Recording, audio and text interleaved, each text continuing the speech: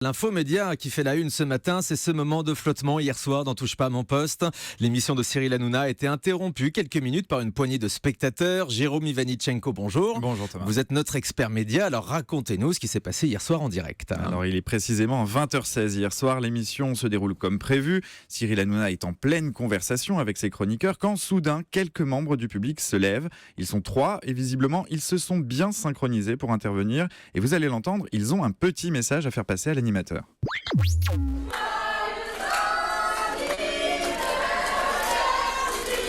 en plus, le réalisateur, il est sourd. Merci les chéris, merci.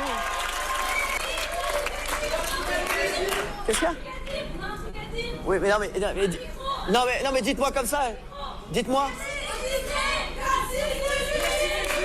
Merci les chéris. Merci. Non, on peut pas, mes chéris, mais asseyez-vous, mais je suis très content de voir. Ils disent merci. Ils disent merci Ouais, d'exister. non, mais laissez-les. Merci les chéris, merci beaucoup. Voilà. Non, mais c'est pour là. Ils viennent me voir pour une cause, ils sont très gentils. Voilà.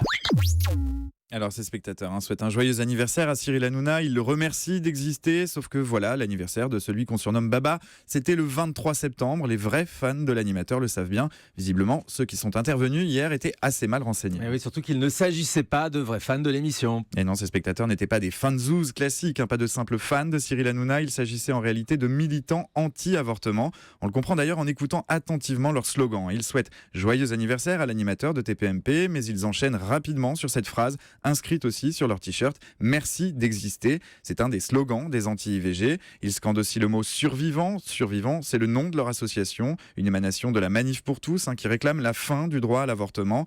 Ils ont d'ailleurs revendiqué leur action en milieu de soirée sur leur compte Twitter. Ils voulaient profiter de l'exposition de TPMP pour faire passer leur message, un message finalement assez inaudible hier soir. Du côté de la chaîne, on explique que le souci principal restait la maîtrise de l'antenne. C8 rappelle d'ailleurs que la régie était prête à envoyer une page de publicité si l'incident s'était prolongé. Cyril Hanouna n'en a pas eu besoin. Il a réussi à éteindre cette intervention. Rapidement, les membres du collectif ont été évacués du studio dans le calme. On notera tout de même que la séquence va disparaître de la rediffusion de Touche pas à mon poste ce matin. Elle sera aussi absente du replay. Oui, Cyril Hanouna qui a très bien maîtrisé le direct. Il ne savait absolument pas ce qui se passait. Il y a eu des mots malheureux à propos de ces anti-IVG puisqu'il les saluait très chaleureusement. En revanche, il a donc réussi à maintenir l'antenne en direct. Un épisode qui relance forcément le débat sur la sécurité des plateaux télé en ce moment, Jérôme. Oui, en fin de semaine dernière, nous vous apprenions que la chaîne avait reçu une recommandation de la part du ministère de l'Intérieur. Une information démentie par le ministère, mais confirmée encore ce matin par C8. Une recommandation de ne plus tourner d'émissions à la fois en direct et en public pour garantir la sécurité des spectateurs et des personnels. Ce principe de précaution, il est suivi par certaines chaînes, par TF1 notamment pour les directs de The Voice ou de Danse avec les stars ou sur la quotidienne de Secret Story sur NT1. Des émissions qui seront diffusées avec un léger différé qui permet de laisser le temps à la régie de couper une séquence ou de diffuser en urgence une page de publicité. Ce principe, il est appliqué aussi par W9 qui diffusait hier soir le deuxième numéro d'OFNI de Bertrand Chameroy avec 30 minutes de décalage. Ça explique que vous ayez pu voir sur votre écran la mention inédit et non la mention en direct comme la semaine dernière.